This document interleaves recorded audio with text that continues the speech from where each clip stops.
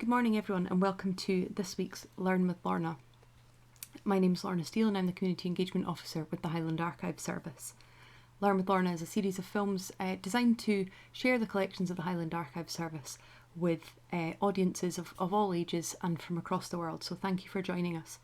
The Highland Archives Service has 4 offices across the Highlands. We have the Highland Archives Centre in Inverness, Nucleus, the Nuclear and Caithness Archives in Wick, Lochaber Archives Centre in Fort William, and Skye and Lochaber Archives Centre in Portree.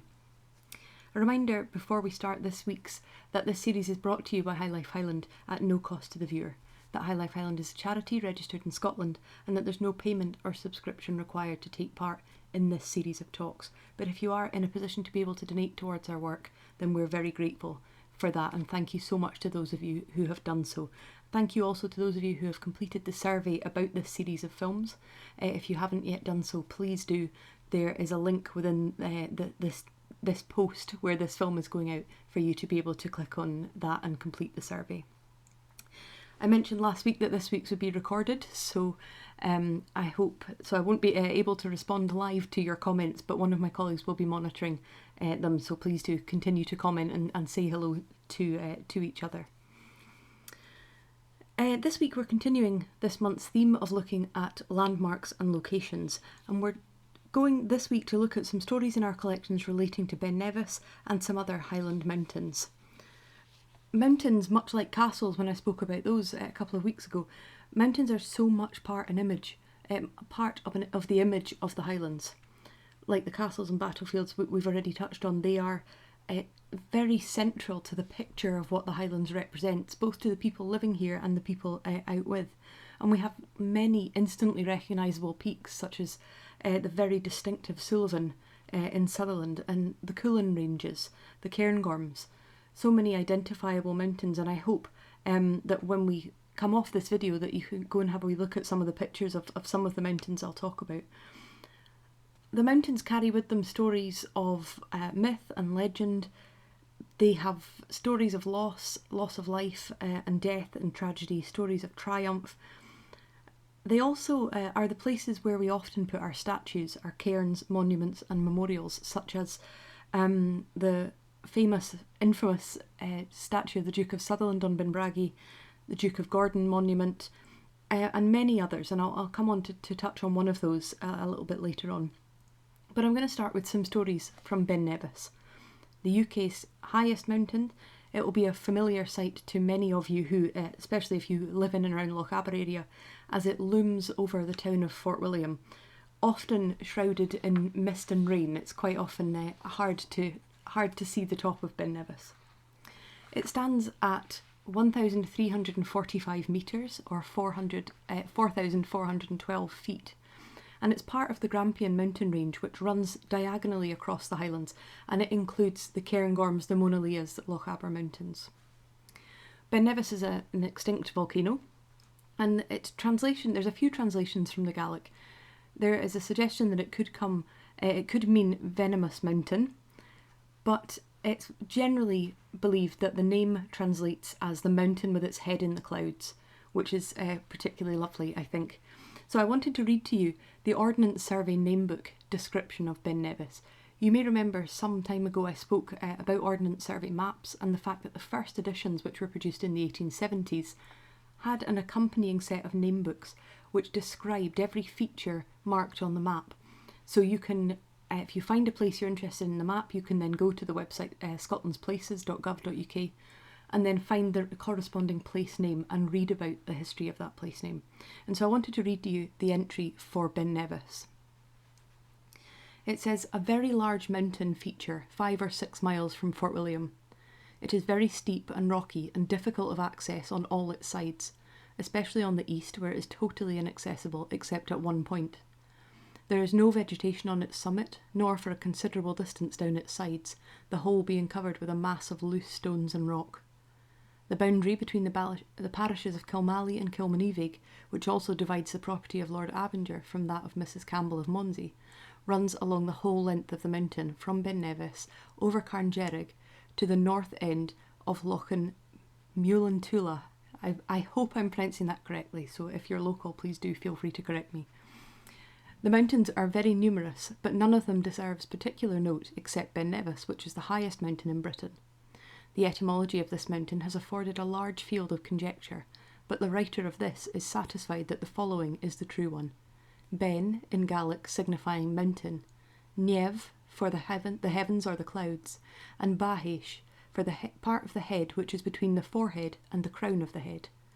The compound word written in Gaelic would be Ben Niev Bahish. It is naturally enough contracted to Ben Nevis, the mountain with its head in the clouds, which I just think is a beautiful name to have been derived. So of course Ben Nevis has been witness to numerous events and stories over thousands of years, and many of them will have happened in a time period that we don't have written records for. But you may be surprised to know that we do hold records that talk about some of the events that took place up the mountain. There was at one point a hotel and observatory on the top of Ben Nevis. The observatory opened in 1883, and the purpose of it was to allow meteorologists and scientists to study weather conditions at the top of the mountain. And alongside the observatory, a small hotel was constructed so that people could visit and stay alongside the observatory, and that was constructed in around about 1894. The main records of that observatory are held in Edinburgh by the National Records of Scotland, as they're part of their Royal Meteorological Society and Meteorological Office collection. And that's a great example of something that maybe has a very local significance, but sits as part of a national collection, and so it's held in Edinburgh rather than in our Lochaber office. Those records, which you can read about on the Scotland's People website if you want to know more about the observatory, they tell the stories of the scientists who worked at the top of Ben Nevis, one of whom climbed the mountain every single day for 5 months to take a reading at the top while his wife took the reading at the bottom to compare. There's often a misconception, as any of us who live in the Highlands will see in the news fairly regularly, a misconception that Ben Nevis is very, very easy to climb, which is absolutely not the truth.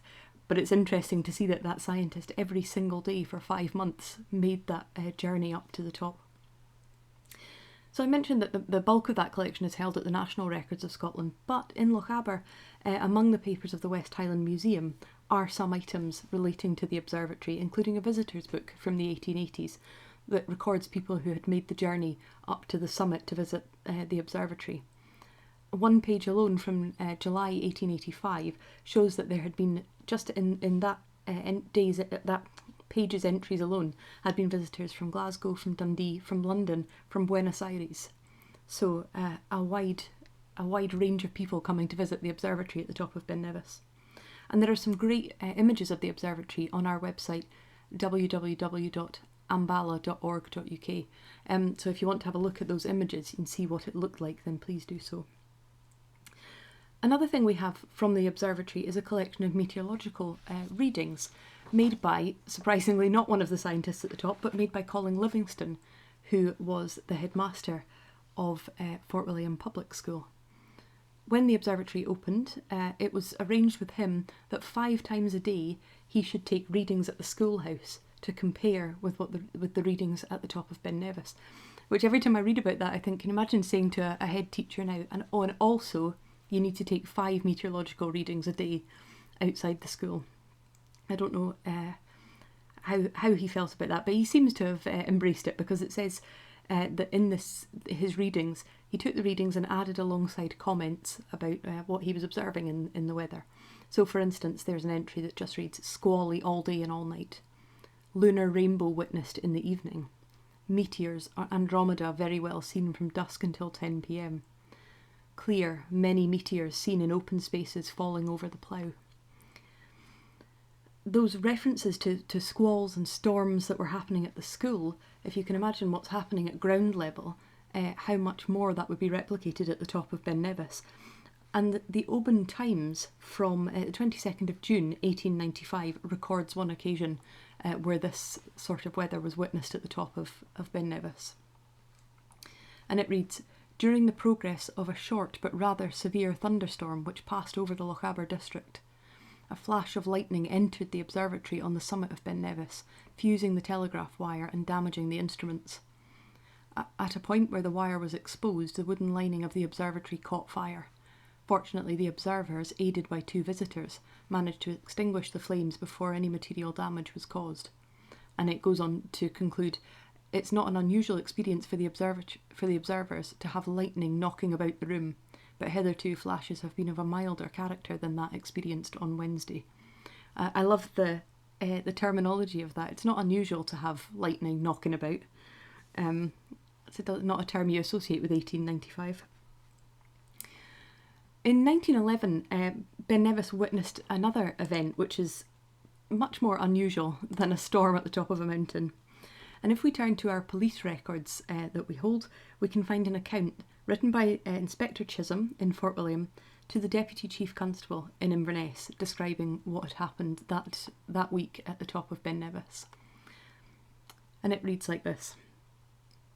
Constabulary Office, Fort William, 18th of May, 1911. Sir, I beg to report that a motor car by Ford Motor Car Limited, Detroit, driven by Mr. Henry Alexander of Messrs. Alexander & Co., Edinburgh, ascended Ben Nevis, and yesterday a large company from London and Edinburgh, etc., ascended Ben Nevis to view the car on the summit and to witness its descent, which was accomplished without any accident. The car returned to Fort William at 1 p.m. today. The shops were closed and all businesses suspended for 2 hours. The return of the car was waited upon at the Alexandra Hotel. The Territorial Pipe and Drum Band, the Town Council and the general public turned out and formed a procession through the town to Gordon Square and back to Cameron Square, where speeches were delivered. An immense crowd of people witnessed the return of the car. It's just such an extraordinary thing to do.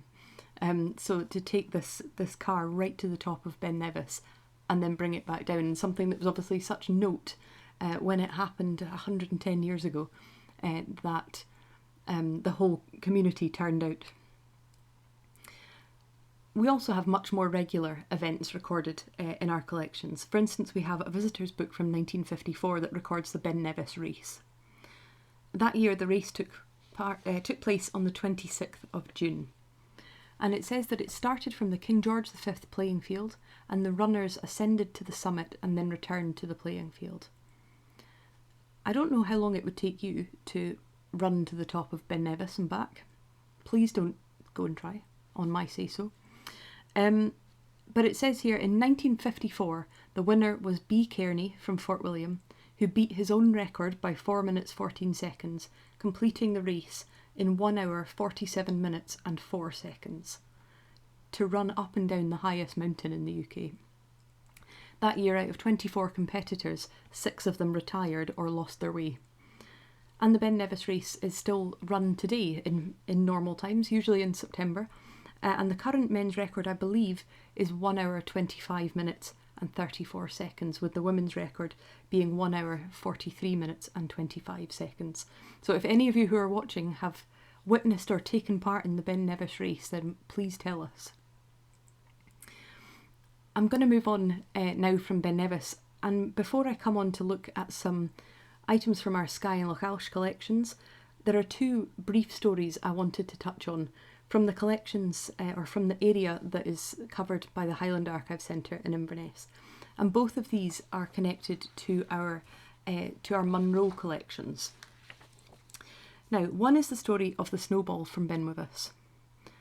Benwivis, for those of you who don't know, is a very distinctive Munro. It rises behind Dingwall, well, depending on which way you're standing, I suppose. From where I'm standing, it's in the south of Dingwall. It stands behind Dingwall, and it's a very dominant feature from miles around. You can see it looks, it's got a very distinct long-backed shape, and you can see it from a very wide distance. And incidentally, I mentioned that one possible translation for Ben Nevis was Venomous Mountain. There are, of course, different possibilities as well for Benwivis, but the common belief is that it has been translated from the Gaelic meaning the Hill of Terror, or the Noble Hill, or the Hill of the Spectre. It's all marvellous as far as I'm concerned. So I mentioned that the Benwivis sits just behind Dingwall, so it's in what we would commonly think of as Munro country, or bordering onto Mackenzie country as well. And it's traditionally believed that the Munros held their land from the Crown, but it's believed that in the early 1600s a charter stated that they held their lands on the condition that they would supply the reigning monarch with a snowball from the top of Ben Nevis at midsummer as a payment. The reason being that there was an understanding that there would always be snow somewhere on Ben Nevis. Now, there's no evidence for this in our collections. Believe me, I have looked. We hold a lot of Munro charters, and certainly charters from the right time period, but I can't find any evidence of it. But the rumour persists, so I'm certainly not going to be the person to debunk it. The other story I wanted to tell you before I move on to look at the mountains and sky is about the Fyrish Monument. If you're not familiar with the Fyrish Monument, do go and have a look at it. It's a very striking monument on the top of Fyrish Hill. It looks like it's got an arch in the middle of it, a stone arch, and then stone columns. And it looks sort of ruined, but I believe that was in the construction. It always looked like that. So it was built on Fyrish Hill, which is in the parish of Alness, and its very distinct shape and look was to replicate the gate of Negapatam in India. General Monro of Navarre had a very prominent military career, and he had captured Negapatam for the British in 1781. And we hold in our Monro of Navarre collections, which are fabulous and diverse and full of all sorts of great stories. We hold a receipt that's believed to be for the construction of Fyrish Monument, and it reads 31st of November 1792. Receipt for the sum of £1 3 shillings for separating the stones, lime and timber of the ruin on Fyrish Hill. Now it's interesting, those of you who are familiar with the monument, that receipt is dated from 1792. Now it's generally referenced in most places that the monument was built in 1782, but it's very clear on that document that it's 1792. And so it looks, I'm not aware of any other ruin that was constructed at the top of Fyrish Hill. So it looks like 1792. The story goes that when Hector Munro returned from India and was constructing this monument, the clearances had started in the Highlands, and Munro used it both as an opportunity to promote his own military career, what he'd achieved, kind of mark his triumph and glory, but also to produce, to create employment and work for local men who may otherwise not have had any employment. There is even a story that goes around that he pushed the stones back down to the bottom so that they would have an extra few days' work by putting them back up to the top, because this was at the time that it was generally believed that it was good for people to work for money as opposed to be given money in charity. I have no idea, and I suspect we will never know how much of that story is true, but the story is out there, so I thought I would just mention it. We hold an extensive collection, as I mentioned, for the Monro of Navarre collection, including Munro's Indian papers, and those include, amongst other things, orderly books that detail the day-to-day life, orders and operations, discipline, food, morale, and just the day-to-day events within his military units while serving in India. So if any of you out there have a particular interest in military history or that time in British and Indian relationships, then it's a really interesting collection. I'm going to come on in a second to talk about some of the items connected, found in our Skye and Lochash collections to do with mountains and hills. But before I do so, a reminder that this series is brought to you by High Life Highland at no cost to the viewer. That High Life Highland is a charity registered in Scotland, and that there's no payment or subscription required to take part in this series of events. So finally, I'm going to come on and look at some of the beautiful and famous mountains to be found in the Isle of Skye. Firstly, I want to look at the Glenbrittle Memorial Hut collection. It's a fascinating collection, and when I was speaking with my colleague Catherine about this particular episode of this series, she kept phoning me and saying, I found another great story in this, I found another great thing in this collection. So it's always lovely when we when we look in collections that we haven't been in as much or that we haven't been in recently. So the Glenbrittle Memorial Hall opened in 1965, and it was constructed as a memorial to climbers who had lost their lives in the Second World War.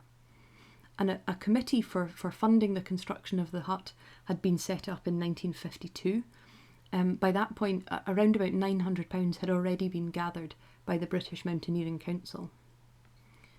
It was the Scottish Mountaineering Club who suggested the location of the hut in Glenbrittle.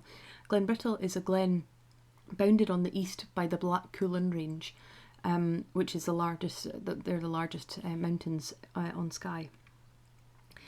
The hut was opened by Dame Flora MacLeod of MacLeod in June 1965, and among the collections that we have to do with this are the logbooks of the memorial hut and people who visited, and that entry, the entry for June 65 when the hut opened, starts with Dame Flora MacLeod of MacLeod, but it's followed by a list of dignitaries, of principal guests, of locals, of climbing clubs and organisations who had attended and been involved in the opening of the hut. So as I said, we include among the collection the logbooks, and they contain details written by individuals and groups who have visited with their clubs or visited on their own, and they talk about their climbs, which routes they've taken, which hills they've ascended, and just days out. And so there are some sort of practical tips in there about which route they took to climb, but also some other stories to be found in them, and I will tell you that in a wee second.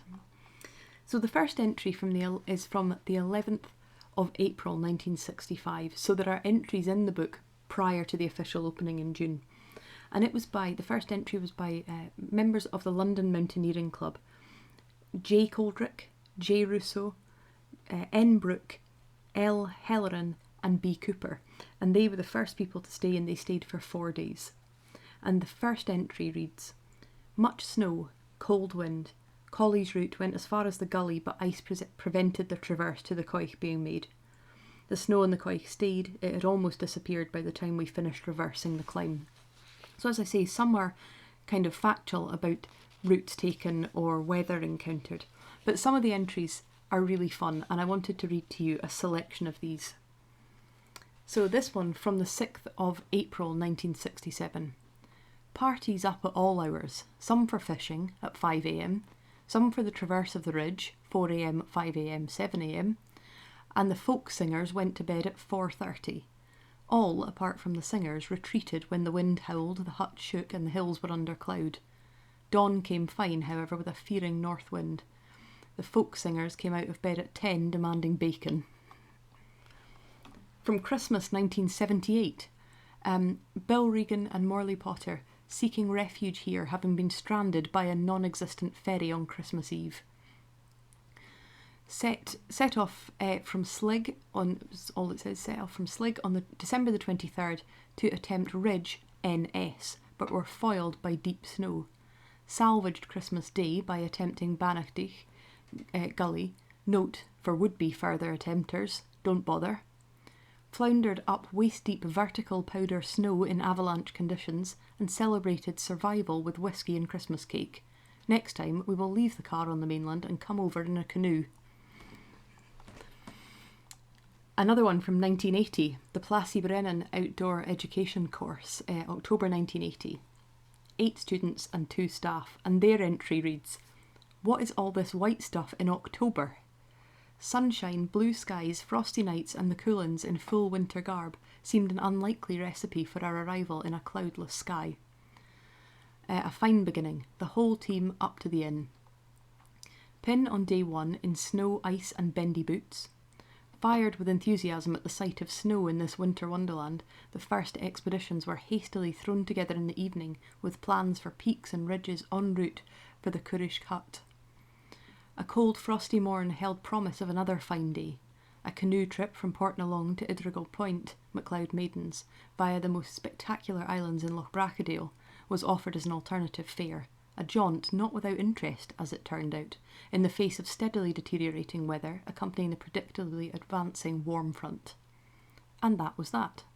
Warm rain and low cloud soon put an end to the Indian winter, and Skye returned to a more familiar landscape. For the remainder of our stay, a wide variety of expeditions of one sort or another were planned and executed, the majority of which comprised walking, scrambling, camping in groups of 2s or 3s. All members of the group went on at least one solo expedition, some involving sections of the main ridge in less than perfect weather. The weather never permitted formal rock climbing as such, but all sections of the main ridges were completed by combined efforts of a number of people. On the canoeing front, apart from the trip to Idrigal, Soy was visited by 3, Glenbrittle to Carrouch by 1, a bivvy on Scalpay by 1, and a quick play had in the surf on Glenbrittle Beach. Other areas visited include Quirang, Talisker, not distillery, the Red Coolin, Blavin, and the Portree Chip Shop. That's my favourite ending, that we did all these things, but we made sure we also attended the chip shop, which, quite frankly, is possibly the only one I would have attempted. I'm going to finish with a rather more sad note about Benedra. And rather than try and reword this story, I'm going to read the words that have been taken from the book A Skye Tragedy by D.E.G. Morris, and also some words that my colleagues in Skye put together when descendants of the people involved in this incident visited the Skye and Loch Archive Centre a couple of years ago. So the story starts like this, and this is the extract from Morris's book. One night last century, Annie McPhee of Duntulm, Isle of Skye, had a dream. It was so vivid and distressing that she felt compelled to tell it to her relatives and friends, and to impress upon them the prophecy she claimed it held.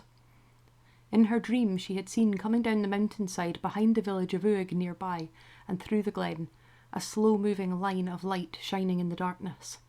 They seemed to come from lanterns, carried in a sad procession, and melancholy filled the air. As the lights approached the waiting village, the people there grew sadder, and many were seen to weep. Years after her dream, Annie McPhee became Annie Campbell and went on to live in Uig. She never forgot what she had regarded as a premonition of some catastrophe that one night would plunge that community into mourning. She said it would be a terrible thing that was to happen in the hills. Her warning was all but forgotten as the years went by, and eventually she died in 1960, only a month short of her 100th birthday, having lived long enough to see this dream fulfilled. And this is what happened. An eerie silence filled the air, broken only by the wind whistling through the valley below. A desolate mountain stood dominant in the path of all daring to defy its very deadly existence. The mountain in question was Benedra, a 2,003-foot tower of death. At the flick of an eyelid, it could and would wreak havoc on any unsuspecting visitors. On the morning of Saturday the 3rd of March 1945, having made a refuelling stop at Meeksfield, Iceland, a brand new B-17G designated 44-83325 left the safe haven of the North Atlantic base. It was bound for RAF Valley, Anglesey, North Wales, a storage depot for American aircraft being transferred to or from various 8th AAF fighter and bomb squadrons.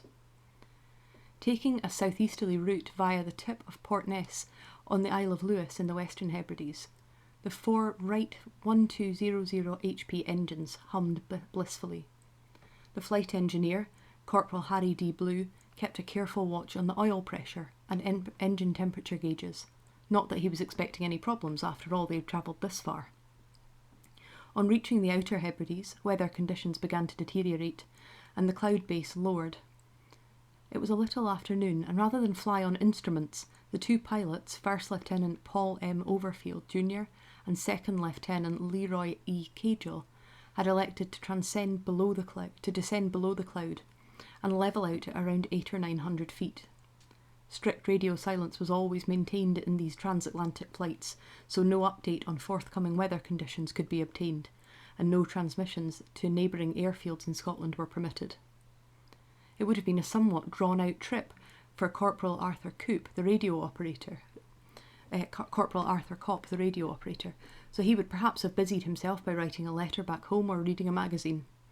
The trip was also boring and uneventful for the 4 young air gunners, Corporals Harry Faselt, John Van Galen, George Aldridge and Carter Wilkinson. In fact, the only man who would have had his work cut out would be the navigator, Second Lieutenant Charles Jean Blanc, as he carefully plotted the course via Stornoway on the east coast of the Isle of Lewis, down past the Sheehan Islands in the coastal waters of the Minch, and over to the western tip of Skye, or so he thought. Over an hour had passed since 325's encounter with the murky overcast, and as the B-17 approached the Isle of Skye with its mist-shrouded slopes, its fate grew gloomier and gloomier. Lurking in the midst of the blanket of bleakness was the awesome mountain known as Ben Ezra, a rocky summit some 4 miles east of Uig Bay and the village of Uig. On reaching Skye, land was sighted just to the south of Floddigary. The B-17 continued its southerly heading, having gained some height, but was seen to execute a slight southwesterly course as it approached Staffin. Possibly the navigator had realised that they were around 8 miles east of their intended track. They soon entered a thick band of cloud which swallowed up the aircraft. A huge explosion rocked the valley below, as blazing wreckage from the grief-stricken fortress cascaded down the slopes of Ben Ezra. There were no survivors, as the 17-ton giant ploughed head-on into the rock face at around 280 miles per hour. All on board, without doubt, perished instantly. All hopes of reaching the crash site on Saturday soon faded as the cold night air drew in, and poor visibility on the hills prevailed. It was therefore first light when search parties took to the mountains in search of the aircraft. On arrival at the crash site, any hopes of any survivors were shattered. After an all-day effort to release the bodies from the tangled mess, at dusk they began to make their descent, each party with a man carrying a lantern to light their way. Of the 9 young airmen on board, all except the navigator, Second Lieutenant Charles Jean Blanc of Illinois, were returned to their hometowns in America. Second Lieutenant Charles Jean LeBlanc is buried in Cambridge American War Cemetery in Cambridge. It's, as I say, a very sad story and something we see in our police records of these crashes due to navigation issues or weather issues and that lack of communication. And Skye and Loch Alsh Archive Centre holds records of this tragic event in their police records. But as I mentioned, a couple of years ago, they had a meeting with some descendants of this event, and they were delighted following that to receive a further donation of related papers and material connected to those involved in the tragedy. And it's a reminder that we're always at the whim of nature, but also one of those things where we can share a story from the past, have that interaction with the people who have been affected by that story, who are still living with the legacy of that story. And then it was lovely, and I say that in inverted commas, but lovely for us to meet with those people and then to have those items added into our collection so that we can continue to tell that story going forward. So if you're in a similar position, you have any items, original material that you think links to people who have lived and worked and had experiences in the Highlands, then please do contact us. I'm going to stop there. I hope it's a sad sad note to end on, I know that. But I hope you've enjoyed some of the stories from some of the mountains within the Highlands. I hope you can join me next week. I'll be looking at the early days of the growth of tourism in the Highlands. A reminder that this series is brought to you by High Life Highland at no cost to the viewer, that High Life Highland is a charity registered in Scotland and that there's no payment or subscription required to take part in these events. But if you're able to donate towards our work, then we're very, very grateful for that. Thank you.